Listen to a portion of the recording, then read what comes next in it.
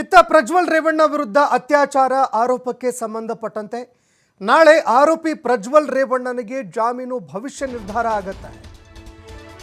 ಪ್ರಜ್ವಲ್ ರೇವಣ್ಣಗೆ ಜೈಲ ಅಥವಾ ಮತ್ತೆ ಬೇಲ ಅನ್ನುವಂತಹ ಒಂದು ವಿಷಯಕ್ಕೆ ಸಂಬಂಧಪಟ್ಟಂತೆ ಜಾಮೀನು ಭವಿಷ್ಯ ನಾಳೆ ನಿರ್ಧಾರ ಆಗುತ್ತೆ.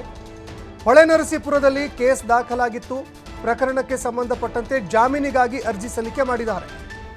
ಪ್ರಜ್ವಲ್ ರೇವಣ್ಣ ಪರ ವಕೀಲ ಜಾಮೀನಿಗಾಗಿ ಅರ್ಜಿ ಸಲ್ಲಿಕೆ ಮಾಡಿದ್ದಾರೆ. ಸದ್ಯ ಪರಪ್ಪನ ಅಗ್ರಹಾರ ಜೈಲಿನಲ್ಲಿ ಪ್ರಜ್ವಲ್ ರೇವಣ್ಣ ಇದ್ದಾರೆ. ಜುಲೈ 8ರವರೆಗೆ ನ್ಯಾಯಾಂಗ ಬಂಧನವನ್ನು ಕೋರ್ಟ್ ವಿಧಿಸಿದೆ. ಹೀಗಾಗಿ ಜುಲೈ 8ರವರೆಗೆ ನ್ಯಾಯಾಂಗ ಬಂಧನದಲ್ಲೇ ಪರಪ್ಪನ ಅಗ್ರಹಾರದಲ್ಲೇ ಅವರು ಇರಬೇಕಾದಂತಹ ಒಂದು ಸ್ಥಿತಿ ಎದುರಾಗಿದೆ. ಈ ಸಂದರ್ಭದಲ್ಲಿ ಪ್ರಜ್ವಲ್ ರೇವಣ್ಣನಿಗಾಗಿ ಜಾಮೀನನ್ನು ಪಡೆದುಕೊಳ್ಳೋದಕ್ಕೆ ಇದೀಗ ಅವರ ಪರ ವಕೀಲರು ಅರ್ಜಿ ಸಲ್ಲಿಕೆ ಮಾಡಿದ್ದಾರೆ. ಹೀಗಾಗಿ ಜಾಮೀನು ಸಿಗುತ್ತಾ ಇಲ್ವಾ ಅನ್ನುವಂಥದ್ದನ್ನು ಕಾದು ನೋಡಬೇಕಾಗತ್ತೆ.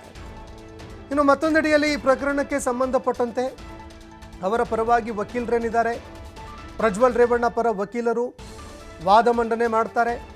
ಅದಕ್ಕೆ SPP ಯಾರಿರ್ತಾರೆ ಅವರು ಕೂಡ ಆಕ್ಷೇಪಣೆಯನ್ನು ಸಲ್ಲಿಸೋದಕ್ಕೆ ಅವಕಾಶವನ್ನು ಕೊಡಲಾಗತ್ತೆ.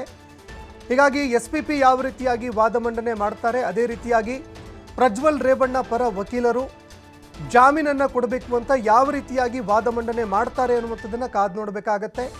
ಅದೇ ರೀತಿಯಾಗಿ ತನಿಖೆ ಎಲ್ಲಿಗೆ ಬಂತು, ಏನೆಲ್ಲ ಸಾಕ್ಷ್ಯಾಧಾರಗಳು ಲಭ್ಯವಾಯಿತು, ಇದೆಲ್ಲದಕ್ಕೂ ಸಂಬಂಧಪಟ್ಟಂತೆ ಕೋರ್ಟ್ಗೂ ಕೂಡ ಮಾಹಿತಿಯನ್ನು ಕೊಡಬೇಕಾಗತ್ತೆ.